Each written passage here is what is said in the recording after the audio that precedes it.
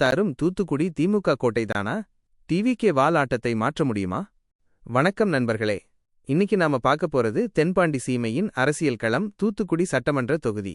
இது திமுகவின் அசைக்க முடியாத கோட்டையா? இல்ல 2026ல தளபதி விஜயின் தமிழக வெற்றிக் கழகம் இங்க புது கணக்கை ஆரம்பிக்குமா?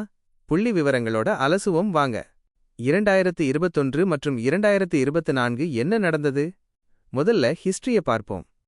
2021 சட்டமன்ற தேர்தல் திமுக 92,314 வாக்குகள் வாங்கி அசுரபலத்துல ஜெயிச்சது. அதிமுக கூட்டணி தமாக 42,000 வாக்குகள், நாம் தமிழர் 30,000 வாக்குகள், மக்கள் நீதி மையம் 10,000 வாக்குகள்னு பிரிஞ்சது. 2024 நாடாளுமன்ற தேர்தல் இங்கதான் ட்விஸ்ட். திமுக 98,908 வாக்குகள் வாங்கி தன் பலத்தை இன்னும் அதிகப்படுத்திக்கிச்சு. ஆனா அதிமுக 24,000க்கும் பாஜக கூட்டணி 21,000க்கும் வாக்குகள் சரிஞ்சிருக்கு. நாம் தமிழர் 22,000 வாக்குகளோட நிலைச்சு நிக்கிறாங்க. 2026 மேஜிக் நம்பர்ஸ். சரி, இப்ப 2026க்கு வருவோம். இங்கதான் ஒரு பெரிய கேள்வி. மைனஸ் தமிழக வெற்றிக் கழகம் டிவிகே யாரோட வாக்குகளை பிரிக்கும்? அதிமுக பாஜக தனித்தனியா நின்னாலும் சரி, இணைஞ்சாலும் சரி, திமுக வேட்பாளருக்கும் அவங்களுக்கும் நடுவுல 50,000 வாக்குகள் வித்தியாசம் இருக்கு.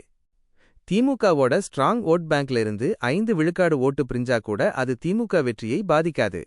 டிவிகேவுக்கு ஒரு 10 முதல் 15% வாக்குகள் கிடைக்குதுன்னு வச்சுப்போம். அதாவது 15,000 முதல் 30,000 வாக்குகள்.